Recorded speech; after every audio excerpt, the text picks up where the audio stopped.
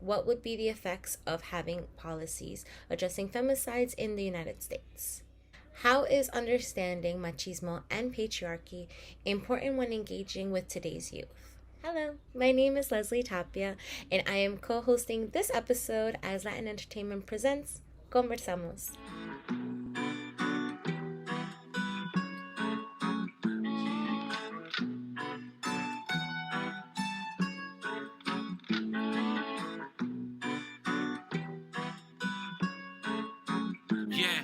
Yo, is it that wrong? I'm making a song, I'm taking it back for the platform that I formed. Music's helping me transform. I run the reservoir, the predator, like a hungry carnivore when I'm breaking through these heavy... We have an expert panel ready to discuss machismo and patriarchy. But first, please check out our fundraising initiative for this episode, Fundación Corazón de Niña, which provides a safe home for girls and boys who have been removed from their home due to unstable living conditions. Donate today. Also, this episode's business spotlight is Nsrgnts, a native-owned and operated brand and clothing company that represents indigenous nations throughout the hemisphere. I definitely placed in my order, so please check them out. Now, let's get into our panel. We have Matt Gonzales, Edna Sandoval from Unapologetic Latina, Andres Ruiz, and co-hosting with me is Francisco Escobar. Let's get started. Just to get a general idea where everybody first got introduced with patriarchy and especially machismo, even in the Latin American community, we know we face a lot of that. And in what settings did you find yourself, or how did you find yourself, during those experiences? I think since I was a little kid, I was always a little copito. And so I think it was very noticeable from a young age from a lot of the men in my family. I do come from a family that a lot of our family members have been a part of the prison industrial complex. And so it was really difficult getting to meet a lot of jailbirds coming out of prison who were like hyper masculine, machista kind of type of men who went in tiny and they came out these buff, ripped individuals. And so for me being such like a baby queer and trying to understand like why I wanted to stare at them, but why I was also scared of them, it definitely was analyzing their masculinity and why it was so chauvinistic and so out there. As I got older, I think I stayed kind of down low in the closet, and I tried my hardest to kind of perform in a very masculine way in order to survive in kind of the areas I was in and with the people in my life.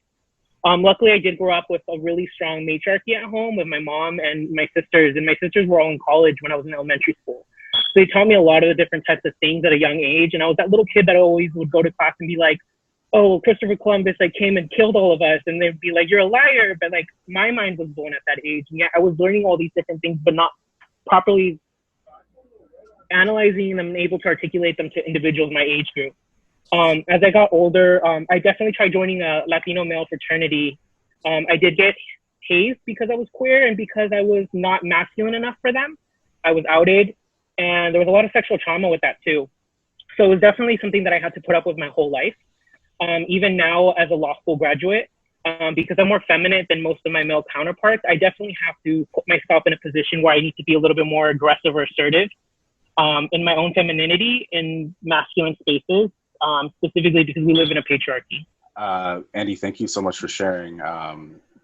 So I mean, the way I really look at all of this is that we kind of breathe the air of white supremacy, capitalism, and patriarchy.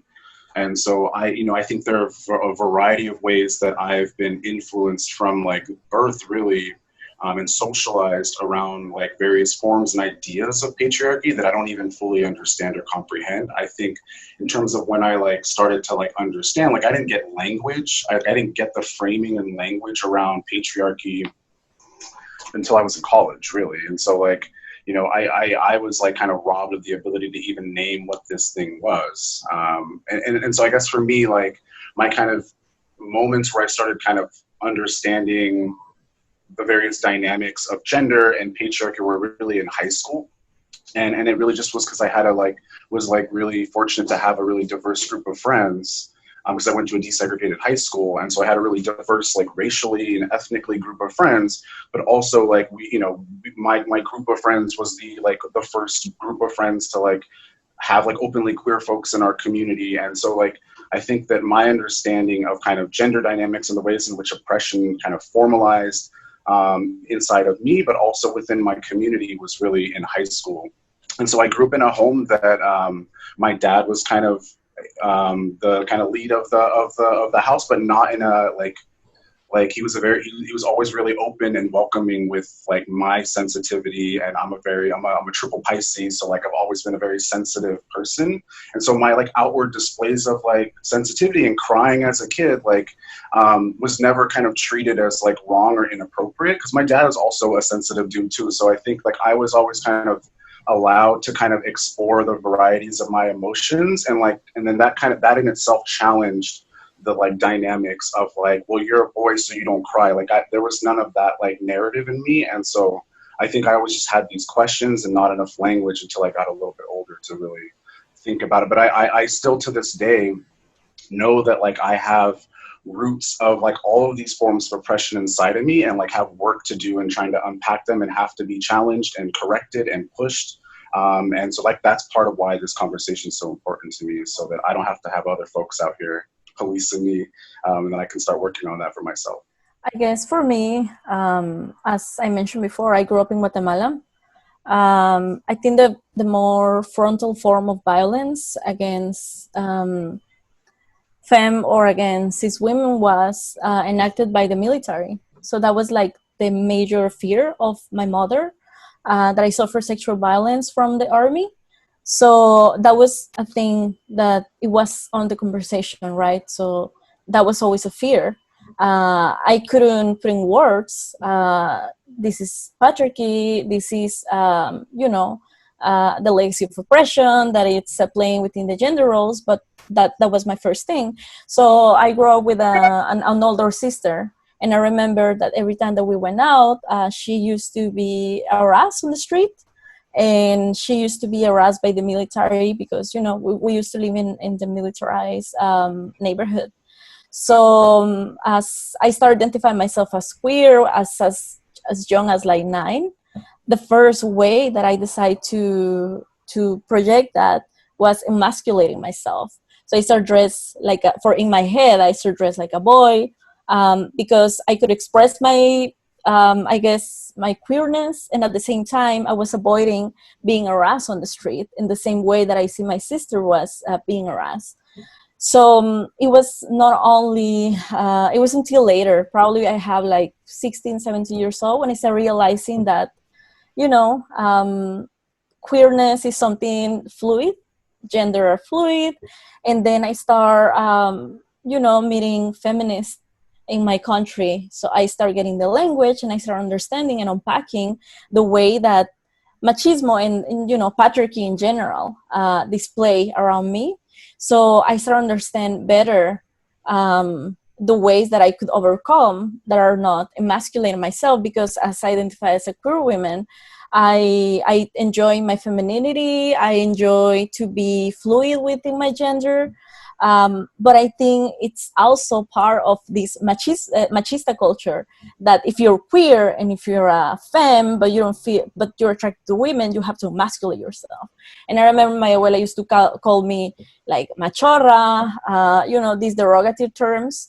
So I feel that it is difficult when you lack the language and the knowledge, even to be a queer person, because you are following the internalized misogyny and patriarchy that exists around you. So that was my first. And then, of course, as I became older, 18, 19 years old, I started learning so much about patriarchy, and, I want to dismantle patriarchy now.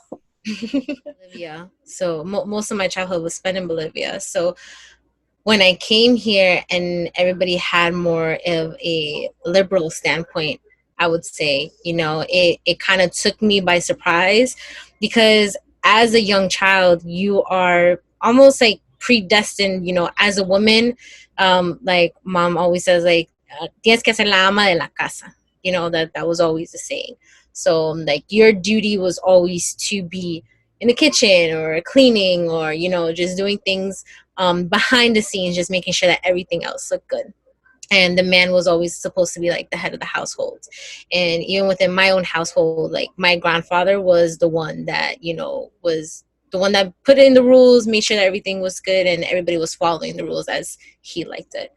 And here, it was very hard for me to essentially break that down, because I thought it was right. Everything that I was doing, I believed was right as a child. And now growing up, was like, I didn't see anything wrong with men being head of the table, men being in charge, because that was what I knew.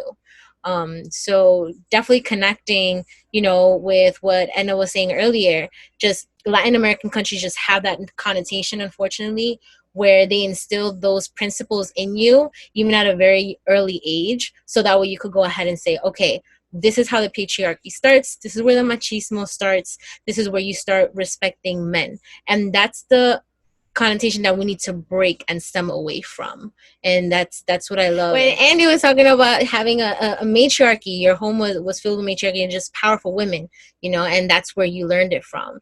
And some people are not lucky enough to have that kind of a strong household with women being in charge, and these are the conversations, again, that we need to go ahead and have with people. Like, how was your home when it was a man in charge, and how was your home when a woman is in charge? Because essentially it could be the same thing, and we could go ahead and communicate that. I just had just something I find really fascinating in the ways that we've all kind of experienced different forms of the same type of oppression. It's been so much curated by our kind of origins, and then also our experiences. I'm a fifth generation Mexican. And so there's been so many layers of disconnection from a lot of the really rich and beautiful parts of the Mexican culture, but also some of the, I think what I'm noticing now is some of the less pleasant parts of it. And so it's just really, that was really interesting to hear some of your experiences. And then just be my dad was the head chef in the house, and cause my mom couldn't cook. So so it's just that disruption of what that traditional narrative was. It didn't seem weird to me, because it just was, because of the various layers of assimilation also that have happened. So what is this distinction between machismo and patriarchy? Should say the distinction between the two that I always took away from it was that patriarchy was instilled in us in terms of the father or the eldest male being the head of the table. In my case, when I was a child, it was my grandfather who was the head of the table and making sure that everything was up to his standards or up to par. And with machismo, it's almost twisted in which any man could essentially dominate you. It doesn't have to be the eldest. It doesn't have to be, anyone else. Just the supremacy of a man being better than a woman. And on a personal, my mom, I don't feel she did it intentionally, But for example, even though I am the oldest, she considers my brother, who's the youngest of the three of us, of the three siblings, to be the head of the house. Because since my father is no longer living with us, then my brother is the next head of the household. And something like that, I would feel would be up to me, not to my younger brother. So in terms of that distinction, I see the patriarchy within a family household, but I see the machismo everywhere, because no matter what, especially for a woman, any man in the workplace, any man in society will always have that feeling of supremacy over a woman. Even in the workplace itself, we still have this standard in which women still have lower wages than men at exemplary levels of CEOs, CFOs, corporations. Sometimes when we go out to these social movements as well, it's subtle, but you do see it when a woman is trying to raise her voice and still trying to make her opinion known, and a man will still try to dumb it down for you. So it's I understand exactly what you're saying, and I'm on the same level of intelligence as you, so please let my voice be heard as well. I kind of see them as two ugly brothers. I definitely think that they work with one another, and I kind of see one like El Sol and the other one like La Luna. One I had to put up with during the day out in public, and then coming home, it's where I had to see machismo. And I definitely think that there's also hints of kind of racism in there, because I do definitely remember tons of times in ethnic studies classes where a white professor would tell me, oh, you must have dealt with machismo. You must have dealt with this. And it's very much seen as like, it doesn't exist anywhere else but in our cultures. And it's very much like, where do you think we got this systematic culture around machismo? We got it from the patriarchy that was instilled by your ancestors who couldn't just stay on their own little continent. But I definitely think that they are very similar. They're very distinct in one way. And I definitely would want to resonate with what you said, Leslie. It's very much like in machismo, it's men are taught that they're able to dominate things as long as they're very masculine and dominate whatever they set their little hearts on. Versus in the patriarchy, it's very much like silent but deadly things that are put into institutionalized areas in which we are taught that it's normal. And so we don't ever actually notice it until we start getting older and start kind of questioning everything around us. But those are my thoughts on those two and the distinctions between both of them. Yes, I really want to tap on what Andy just expressed, that machismo is definitely racialized within certain spheres. But for me, patriarchy is something that is systemic, something that is structural, and something that is pretty much like the umbrella on the different ways of gender oppression exist. And also to make a distinction that patriarchy was installed on Abya Yala, Latin America, through colonization. And it's important to remember that. It's important to remember that it was installed through the beliefs of biological difference.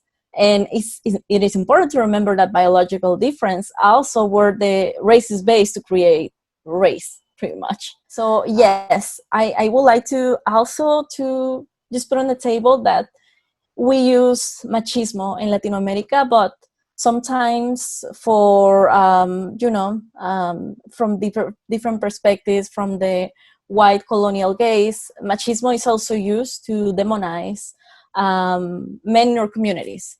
So we need to be critical of everything. Like, yes, folk patriarchy, but at the same time, folk racism, because they are interconnected. And I think we also need to be careful the way that we tackle down patriarchy within our communities when we're present in different institutions that perpetuate racism, because there's also a demonization of Black men, of the brown men, that it's a product of colonization as well. There's a sexualization or erotization of, for example, Black male within our culture. So we need to be really careful when we talk about machismo and we talk about like hyper male aggression. I'm not saying that it do not exist, but they are patriarchy and an extent of machismo exists in every other culture in the world. So patriarchy is like, it's a global thing. But I feel machismo is a term that had been used in our communities to refer like different forms of violence enacted by patriarchy. And I want to mention also that as patriarchy is systemic, we can see, for example, how nation states enact patriarchy. For example, when we talk about feminicidios, that's a term like used to address like state violence against women and trans women bodies. So we need to understand that. For me, that's important because it is like a big distinction. But I agree completely with the points that Andy was making regarding the term. Yeah, I mean, I actually have zero need to mansplain anything right now. Like, I feel like that was beautifully said and really just like aligned with everything that I'm thinking. So I guess one thing that like, it just kind of, as I was thinking about this question, one thing that like it has me thinking more about is like, how do we, because I feel like machismo can be caricatured in a lot of ways that I think are very dangerous to our community. But I also think there's a conversation about like, what does masculinity actually mean? And like, what is like, how do we articulate masculinity within ourselves, with our own communities? And I think that's, I guess, you know, kind of moving past the like distinction function of it, just like, what does this all mean? And like, for me, it's like a question of like, how do I define masculinity? And are those definitions associated with like power and like aggression or other negative kind of like male displays of dominance? Yeah, those are just my thoughts, but thank you. And what I like to share is that in my research of Aymaran culture, there's always been the balance between males and females, which has been shown through agricultural sculptures and through various artifacts. And so that is something that was like very embedded within Amaran society, where like women were leading the society because they're the leaders of the local community, from agricultural to warfare to governance. And I would like to add something really quick regarding the thing that Francisco was mentioning about the complementarity. And yes, that's a thing. We also need to be aware, changing the topic a little bit, about the complementariedad in the indigenous cosmovision. And I'm using indigenous cosmovision in a very, very horrible way to perceive indigenous communities as monolithic, but I just want to refer to pueblos originarios of Abya Yala, pre-conquest and post-conquest as a form of resilience. I know there's a lot of mujeres organizadoras who do not identify as feministas just because they believe in complementarity. And that's a thing that we need to discuss as well. Like, not everything that is like resistant patriarchy named under feminismo. There's many, many ways of resilience, and we really need to take a look and listen and to put in front like the voices of los pueblos originarios who had created like gender resistance from the principios de complementariedad. And I think is a really amazing, beautiful of decolonial gender healing. So definitely I would encourage to you all to take a look on the different forms of resistance that are being enacted in different regions of Abya Yala. Just to add on, in pop culture too, it's very evident even up until today. You would think, with so many LGBTQ movements and many other supportive arguments that people have given nowadays, and with even today's youth, there would be some kind of change, but you still have, again, many other people who feel those stereotypes. Okay, like men need to be men and women need to be women. Bad Bunny, for example, how many times they go ahead and reprimand him for being a straight man but still coming off as borderline queer, or are you sure you're not gay because you're supporting, for example, the woman for Alexa who was killed. Like, you didn't kill a woman, you didn't kill a man in women's clothing. Ustedes mataron a Alexa, like, know her name. So when things like that happen, even in pop culture, and they try to see how they could go ahead and defend him as a pop icon, it's like it's not very hard. It shouldn't be that hard to try to defend somebody who's doing something for basic, in terms of a basic human right. You know what I mean? Like, women are still women. Trans, they could go ahead and identify as best as they want to. And if a pop culture icon wants to go ahead and defend something that was wrong, that was downright just wrong, he should be able to do that. They shouldn't be questioning him on his sexuality or his validity, in terms of where his response is to something like this, based on his sexuality. And I see that in pop culture, especially in Latin American like pop culture, like so many times. I definitely think with the Bad Bunny kind of thing, there's a lot of queer baiting that's going around in the world. I definitely think like Kevin Fret was killed and murdered in Puerto Rico, and he was a non-binary femme individual who was murdered at point blank at a stoplight at 5 a.m. And there was a lot of rumors there with what he did. He kind of blackmailed, and which was wrong. He blackmailed Asuna with the whole like gay sex tape and things like that. But I definitely think there's a big fear in the community around Bad Bunny because it feels almost like queer baiting sometimes. And I personally support this individual just because I definitely love that he's using his platform to highlight those issues, but I want him to do more, like I definitely want him to go all the way on certain things, just because on the top of my head, I can only think of Ricky Martin right now. That's like queer Latino, that like right off the bat, that's like proud of it, that has like, but even then he's kind of like really upholding like nuclear family kind of looks and very much about like very heteronormative kind of standards in their relationship that I've seen. But definitely queer, like Bad Bunny is kind of giving you those non-heteronormative things, but then he's also saying like, maybe I'll date a guy in the future, maybe I won't. But it's never like a clear-cut answer with like, maybe I am queer and I just don't want to share that with you all. But instead kind of just queer baits it. And like, there's a lot of like young queer Latinos who are looking at stars like this, specifically Bad Bunny, because they're like, damn, like his songs are playing everywhere. And if he's queer, then I can do it. But then if they end up finding, their hearts might be broken in the future if he goes, I'm not queer. which shouldn't matter. But I think for representation, I definitely wish that there was more of them out there. No, but I definitely love everything you're saying, and just leading on to that next question in regards to youth. That's why I brought up Bad-Hombre, because it is hard to go ahead and speak in terms of machismo and patriarchy with today's youth, and there's a very thin line, I would say, between the old way of thinking and the new way of thinking today.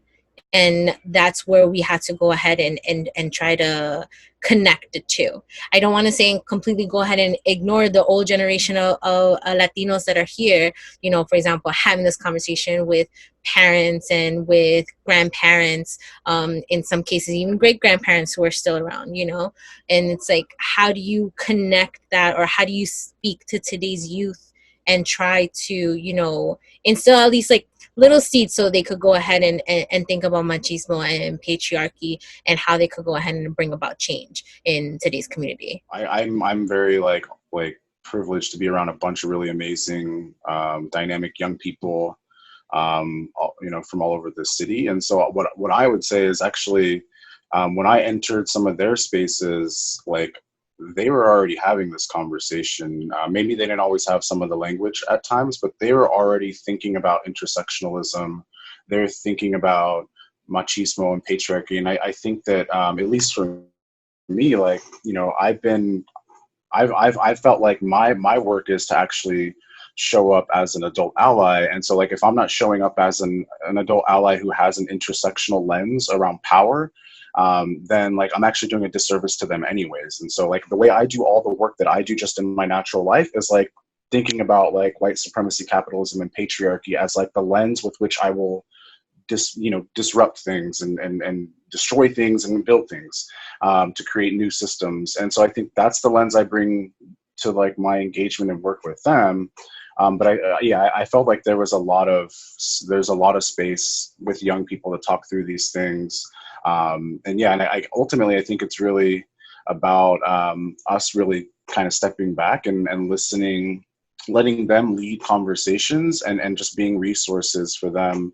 And then, then being authentically sharing our perspectives, our tensions, our challenges. But I mean, I would say I've learned more from young people about how to navigate power and how to think about, gender and again, like not just gender, but like capitalism and all these various forms, because I think they haven't bought into all these systems yet. I think many of us, got to pay some rent and like, gotta like, we've been living in these bodies for 20, 30 years. And I think so there's something really rich and exciting about their kind of willingness to just kind of say, fuck it, like this shit wasn't working for y'all, it ain't working for us. And they're leading all the things in the streets right now. And so, yeah, I mean, I try to just show up as like an effective ally to make sure that like I'm aligned with their priorities. And so, yeah, I found a lot of space with young people, and then having to like, train adults actually how to kind of show up in the right way. And I think there's some work we actually have to do to show up as a real adult ally. I guess for me, youth is, as Matt was mentioned, you don't have to tell them what to do. You have to open spaces for them so they feel safe. I think it is important also to really encourage critical thinking. Instead to let them know, like, this is what you need to do, this is what you need to read. You question the thing that they've been knowing. And I think that's the most beautiful thing. The other thing is I also been working with, I hate this term, but they use it a lot in education, high-risk youth. And we need to understand that, yes, it's complicated when you grow up in the hood and you have to enact masculinity to survive. So there's different ways to understand how you as a young boy are enacted, patriarchy and violence, but as a form of resistance of what's going on around you. So as I like to talk about patriarchy and the ways that like youth are enacting these forms of machismo and patriarchy, at the same time, it is important to question the structural problems around, because you cannot tackle down patriarchy without tackle down problems of classismo, economic disparity, inequality. So those are things that are together. So I think for me, when you give the youth the tools to have an intersectional critical thinking, like that's it. And then you're gonna see them question everything. You're gonna see them leading the movement. And it's beautiful as I work at school with like, you know, transfers and like really young communities. They are then leading the movement. Like you step back. And the other thing is, I mean, I'm a little bit older. So be careful with the shit that you say. Be careful with the shit that you post on your social media, because there's people looking up to that shit. And you don't want to be saying stupid things, because the youth is going to be taking that serious. A lot of these youth that cannot have an open conversation in their high school about what's going on right now, police brutality against the Black community here in the United States, they're having that conversation on social media. So be aware of that. Yes, especially if you're a community organizer, especially if people is looking at you, just give the tools, inform. That's why for me, popular education is probably more important than institutional education, because you're breaking down and putting that to the community, and the community is filled with youth, and they're using those resources. So just lead. I believe on restorative justice. That's why I believe that we need to question everything around us, not just the acts of the people enacting harm or violence at the moment. And I do believe that education shouldn't be hierarchical. It should be a dialogue. I like the idea of Paulo Freire on popular education. So we practice that. And that's the best way to give the tools the youth to lead the movement in the future. In the short future, like they're going to be showing a month later and like giving you lessons. Like right now. Yeah. During my undergrad, I did a lot of work with like community organizing and Política. I noticed that growing up, I didn't have many queer mentors. So me and a couple of POCs, we called it the Gaby system, where we basically adopted new incoming freshmen or transfer students who didn't have people to talk to about their queer identity. And we would have like these big old parties or group meetings or like slumber parties, whatever you want to call them. We would just talk about what the shit that happens at home. Like going home and your parents start talking to you about like why you need to be a man and what it looks like to be a man. And, you know, sometimes at that age, I was so silent about those issues because I didn't know how to respond. So in a way, we were kind of like training a little mini army of people to kind of go out. And we had a very big pay it forward kind of mentality. We would just tell them like, hey, take on a mentee in the future. It wasn't any money commitment, any of that. But I think I'm going to resonate with Edna did mention earlier is making space. I think because the patriarchy as well as machismo locks out queer people so much in multiple spaces. I can tell you in the legal world, there was tons of jobs that would tell me that I needed to have a military cut and then I could only wear navy blue or black. That's all I could wear. And if I wore an earring or if I wore anything that was feminine, I would question the whole day or send home. And this is stuff that actually happens. And I was a law student. And so for me, I'm like, they're doing this to me. I imagine how many other people it's happening to. So at the job I'm at currently, it's very free forming. Like I'm allowed to wear anything I feel comfortable in. And I kind of push a lot of people to do that too in their spaces and kind of educating them on employment law and just letting them know how you can talk to your employer about that and kind of pushing those boundaries. But I definitely think that the biggest thing with youth is just mentorship for the queer community, because there's tons of them out there that are just like lost and they wish that they had one person that could just be a guiding light. But it's also a big point to kind of not establish that power dynamic that like eventually they're going to keep looking up to you and you want them to question you. You want yourself to grow too from the relationship. And if you make the relationship mentor-mentee, you're always going to think you know more than them. But there's tons of like little gabies that bit my arm, my hand, and they taught me so much. Like, you know, like I was like, yo te daba comida de mi casa, and you're over here yelling at me in front of everybody. Like, but I learned a lot from them, and you learn from each and every single one of them. So it just also, if you ever do mentor, just remember, break the space down at the end. Like, let them know that you're equals and they're able to do the same work that you did. Just to add on what you were saying, and I think that's super important in terms of that mentor and mentee relationship. I know, unfortunately, those are the titles that we had to give one another because somebody starts and somebody's already there. But the mentality I always have around something like that is the mentee will always end up becoming your mentor in some type of way. And that super, super, super important, especially in today's youth, just because sometimes I do get a little bit scared because I don't want them to almost think that they know more than you. And I'm like, okay, like I'm great with the knowledge, but let's always remember that we have to have an open conversation. You know, like I'm trying to make sure that I give you my knowledge and you give me yours as well. Because then that's when the attacks start. And that's when they're like, okay, no, like this is when I know more than you. I know better than you. I'm going to move forward in this type of manner.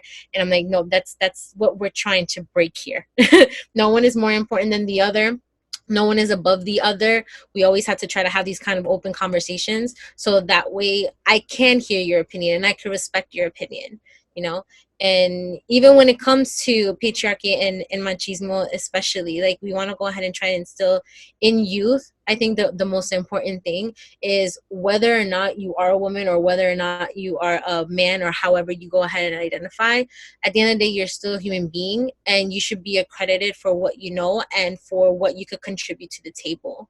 And that's something so important now, and especially with everything going on right now with the Black Lives Matter movement, especially. Like I want those barriers to be broken down, so that way people could go ahead and communicate openly with one another, not attack one another, but just those conversations, as uncomfortable as they could be, they need to happen. So there could be some kind of systematic change. If not, you're going to continue being in the oppression that you are, and nothing ever changes. So even with the riots, with the protests, with everything going on, they need to keep going, but unified as a people. You know, no one better than the other one. Just keep on going headstrong the best way you can. And that's critical for today's youth, because they're so much more revolutionary than back in my day, I would say, because yeah, I'm older too. And unfortunately I have that mentality as well. But I even see even in my own sorority, that my newest members, like I see them and they're million more times active than I could have ever been. And I wish sometimes that I could be in today's youth, because that like it's encendimiento that everybody's talking about is like amazing to see. So, and I want everybody to be able to have that. And I definitely want to resonate, kind of like a big fact is the Greek community itself is kind of in a way part of the patriarchy. I ended up joining a fraternity with my line brother, and the gay community was in shock at my university. Like they were so upset with me and my line brother because to us, we were so anti everything that a fraternity stood for. And fraternities till this day, and it won't be fixed until they actually break down each fraternity and look down at those issues. But there is a patriarchal structure to most fraternities in our nation. And they are historically rooted in so much hatred and issues. I mean, even how the Divine Nine were formed. The Divine Nine are the historic Black sororities and fraternities here in our nation, and how they were formed and why they were formed, as almost defensive mechanisms, but also places of empowerment for their people, because they were being excluded from other spaces. And so they are powerful tools, but at the same time, I had to recognize that my letters represent more than what they represent to me to other people. They represent a system of oppression, which anytime I bring up patriarchy, like usually fraternities get brought in right away, because of how toxic some fraternities are in Greek system. So going into our next question, and then I kind of brought this up a bit, what would the effects of having policies addressing femicides in the US be like? I agree with that. And I also think that we should implement here in the US the term feminicide that Marcela Lagarde explained to us, because we need to recognize that the state plays a huge role on the feminicidios that are happening in the US. I think we need to make a discussion about, gender. We need to recognize the high rate of mortality for trans women and trans men of color. We need to recognize also that the victims of these feminicidios are femmes of color, women of color, trans women of color. So definitely I would like to address that in a more politicized matter, because there's different intersectionalities that we need to take in account. We know how the judicial system here works. So we need to start addressing, we need to address a whole monster. But I feel that to have it on paper is the first step. However, as we know from people from Avellal and Latin America, it is one thing to have it on paper and a different thing to actually enact those laws. So yes, in a symbolic way, as a policy, it's great, but we still need to be there on the streets. We still need to be there, like talking about these, researching about these, making the grassroots work on feminicidios in the U.S. Like Native American women are going missing in a crazy rate. Nobody's talking about it. Another distinction that I would like to mention too is the way that femicides are depicted on media depending on the economic and racial background. And that's an issue in the U.S. Usually, a woman that are close to middle or high class, close to whiteness, are depicted as, these victims, madres, hijas, esposas. But then you have a woman on the hood like me going missing, and it's like, no sabemos en qué andaba, and then instantly the media start portraying this as something like, well, we never know, she was hanging out with these people, blah, blah, blah, blah. So that's another thing. We need to address that as a policy, but we also need to have a conversation about like the way that media and, social media even like is depicting this violence. Yeah, I mean, I had the same kind of thought process about this. I was like, well, of course, like we should create protective laws for gender-based violence. But then I was like, well, but then like I think for me, when I think about public policy change and like how I want to design that, I come from a special education background, and so I was a special ed teacher before I moved to New York. And so there's this kind of philosophy in special education called universal design. And very simply, it's like if you've ever seen a curb that's like rounded versus like, like on an angle, like that's a concept of universal design, because it's made specifically to make that curb accessible to those who have been marginalized by like the ableism in our society, but it's also beneficial for everybody. And so I think when I think about policy, who are the people who have been marginalized most by patriarchy and gender-based violence, and that is like the Black trans community. And so I think if we're designing policy and enforcing policy in a way that is centered on healing and also protecting those folks in those communities, and I think we can hope that policy will still have a collective impact towards anyone that's not kind of fitting in the cisgendered kind of male function part of our society. And so I guess for me, it was really thinking about but I guess that was my kind of point where I stopped writing, because I was like, well, actually, literally being occupied by the New York's, the NYPD right now, I don't actually trust, even if we had the right laws for our current carceral state and police state, to actually enforce and protect women and those who are gender nonconforming in any significant way anyways. And so I was like, well, we can write a good policy, but actually we need to actually abolish the police and rebuild some system of restorative community-based safety, protection, whatever that is not connected to current forms of police state repression, because they have never served to protect the most marginalized and vulnerable in our society. And so, yeah, I don't know. I've just been really heavily on a police abolition and prison abolition space kind of before this, but it's just turned the heat up for me. And so I'm yes, let's create public policy that is universally designed and will protect people, but also let's just we have to burn down the police state, honestly, and again, they will never. If you watched any of the videos of what's happening here, those bros are not going to get trained into humanity at this point. And so I feel that's I guess where I kind of stopped typing.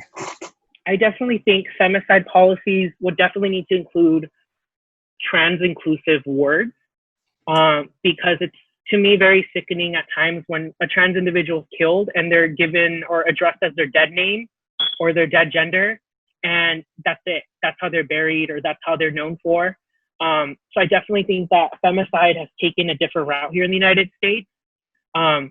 We look at it in different lenses. Like some people say like, oh, she died from domestic violence, but it's more than domestic violence. It's like a community sometimes failing that individual with how systematically it's been set up for her counterpart to have done that to that individual. But definitely I think if there is any policy changes with femicide here in the United States, I definitely think that they should need to be and should be trans inclusive. My final words just in terms of all this, in patriarchy, machismo, however you want to go ahead and look at it, is still a form of oppression here in the States and most areas of the world, unfortunately. So unless that's changed, unless that's talked about, then we could go ahead and trickle down to everything else that it influenced. And these are the hard conversations that we need to have with people. Great points that Matt was talking about in regards to the police force and regards to the police department. You know, things of that nature need to be spoken about, because once we go ahead and see what white males are doing to us, okay, because they're the ones who have the most control out of anybody else, unfortunately, here on the planet, you know, that's when we could go ahead and tackle down everyone else. Like, okay, well, if the white male is not able to do that, then the black male can't do that. The Latino male can't do that. The Asian male can't do that. So things of that nature need to go ahead and be trickled down, and to create a systematic reform and make sure that we are all on an equal basis. I really want to like tell all the queer folks out there and just the queer babies out there that might be watching this, that they randomly find us on YouTube or some kind of website. Definitely one of the biggest things I want to push out there is to exist is to resist. And sometimes going after the patriarchy and machismo, sometimes some individuals have the capacity to go tooth and nail and go run down the street with a flag, or just go to every march and be out there. They have the money to spend, but there's other individuals that can't do that. And I definitely want to say that just your existence is resistance. Just being your authentic self in itself is like a big old fuck you to the system. And I think that's super important to acknowledge, that you really, really need to know that just for you being yourself every day, for you making your friends and creating your own family, if your own family doesn't accept you, is your own act of resistance. You waking up every morning and drinking your coffee in your femme-ass cup with like, it says bad bitch on the side, that's enough. And I think that's really important for everyone to know that out there. Other things, I want to give a shout out to my mom. I definitely want to give a shout out to my sisters and every other woman that has pushed me forward. Definitely want to give a shout out to Bambi Salcedo, Madison Fairchild, and Maria Roman, who are all individuals who work at the Trans Latina Coalition, who definitely have made my life a lot better as a non-binary individual. It's like, this is like such a profound moment for us as I think as a world at this point, but I think at least in the United States, history is being made right now. And I feel like this is an opportunity for us to articulate like a vision and a future that is free of all the isms that like have shaped our lives so much. And so what I guess what I want to call in is like everyone else in the Latinx community to like, one, like commit to like disrupting anti-Black racism in our communities, because like we got some works to do, and two, like to commit to disrupting patriarchy and misogyny in ourselves and in our communities, because we all got works to do. And I think three is just like we need to really center so much of what's going to happen on young people and again, the most marginalized and vulnerable and those who have been historically kind of under attack.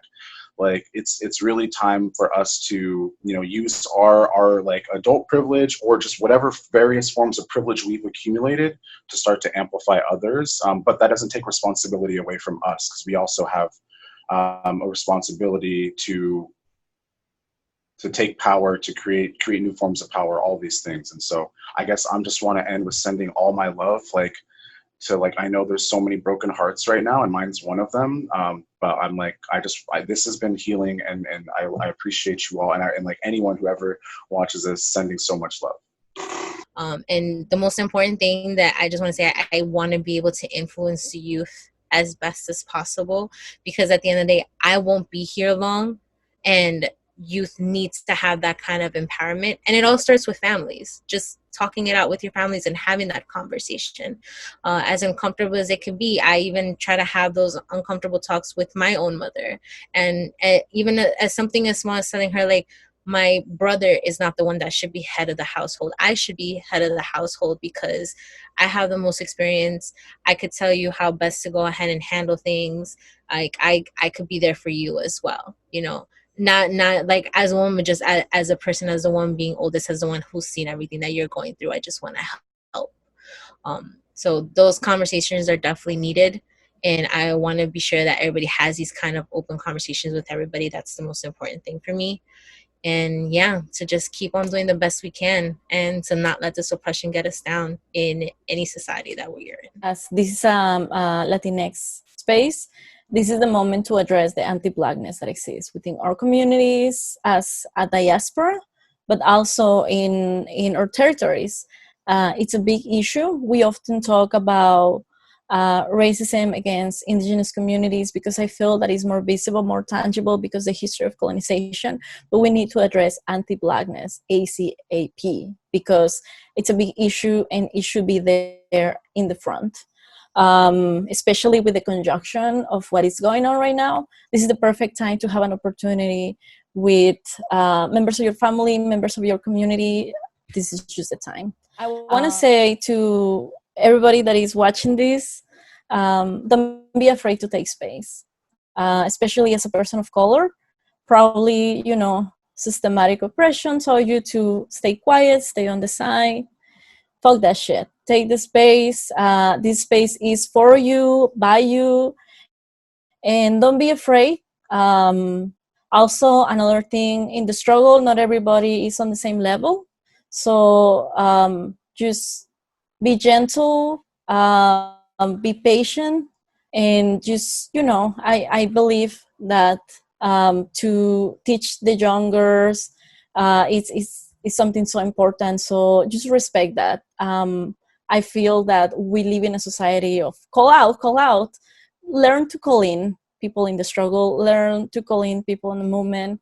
I just want to say Black Lives Matter, Trans Lives Matter. And we should all be there right now because we are part of the movement too. Thank you so much. And with that said, that is all the time we have. Thank you all for joining us. And for everyone at home, make sure you like the video, subscribe to our YouTube channel, and follow us on Instagram at Conversamos Latinidad. And tune in next week as we discuss spirituality and universalism, all here in Conversamos. Bye, everyone.